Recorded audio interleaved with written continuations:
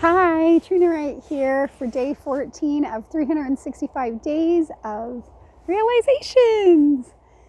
So I am outside and it's a little nippier today, so I'm a little chilly. And I just remind myself, like yesterday, that the coolness that I feel on my skin reminds me that I'm alive and reminds me that from a place of consciousness, I chose to come here. I chose to come into this space to remember, to realize, to be in alignment, ultimately to empty so much that I can create in a way that is of service to the world. And I know so many other people resonate with that. What I find so interesting is the notion that there is somewhere to get, that this journey has sort of an endpoint. And I know I like to talk about the evolution of you, the evolution of me, and that it's just a never-ending process of evolving.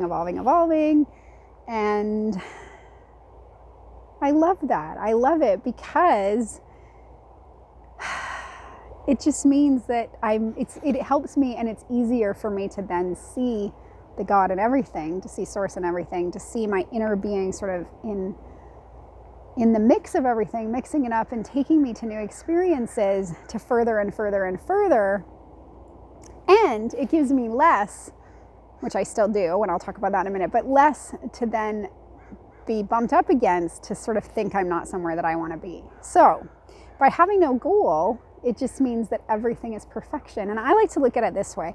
Though there is no goal, I feel like there's a direction. So it's as simple as in any given moment is this conversation, this video, this activity that I'm doing, this movie I watch, this dinner that I'm having with some friends. Is it taking me to more of a feeling of the truth of who I am, or less of a feeling of the truth of who I am? Some people might say more to God or less to God, but I think the idea of more to the truth of who you are. Can you more fully express your sourceness, your godness, that aspect of you that is coming from the highest place? Can you more express that in this situation or less? And that, if you feel contracted, then clearly step away and go do the work. It doesn't mean the situation itself is causing the contraction. It just gives you the opportunity to recognize that in that moment something is happening in the environment that is causing you to feel contracted, which is why we chose to come here, so that we could constantly be getting that data, so that we could work with it and move more in the direction of freely being so clean and free that then we can just flow in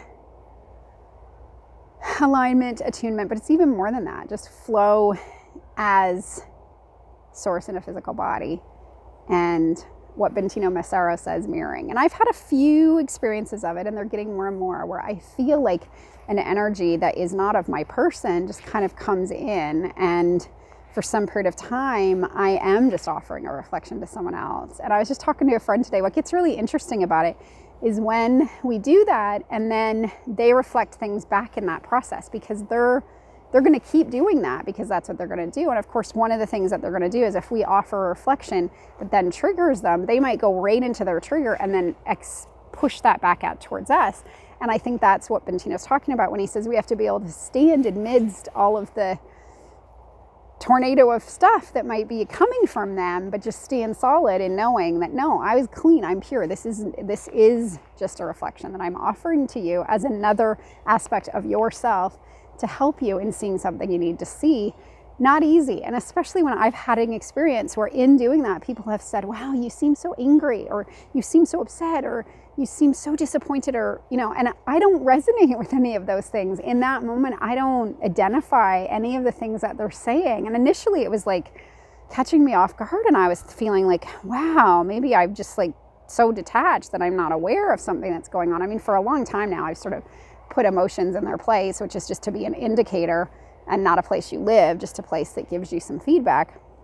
But what I had a realization of recently was that, no, it's not. It's that I really don't have that experience. The way that they're seeing and interpreting me in that moment does not feel like it's my truth. It feels like I'm free of that. And so I think it's a funny little thing, because it's very nuanced, and we have to be very, very, very self-aware and very, very willing to go to whatever it is that shows up for us, and to really sit with ourselves and say, okay, so that sort of pushback what does that have to do with me? And then be able to sit there and then do the work to clean it up. And that is what's so fun about being here, is that we can constantly be doing that cleaning up work. So in some ways, that's a piece of the journey, not the end game, but certainly a very fun part. I know it sounds, I'm sure to many of you, it sounds ridiculous for me to say that something like surrender or sitting with things that are uncomfortable is fun, but it's fun in that it takes us to the freedom and the liberation that we seek, which is the liberation of all the stuff that I've put upon myself. Sometimes I think it's like we're dragging a giant big, not just a backpack, but a train of like stuff behind us to every moment,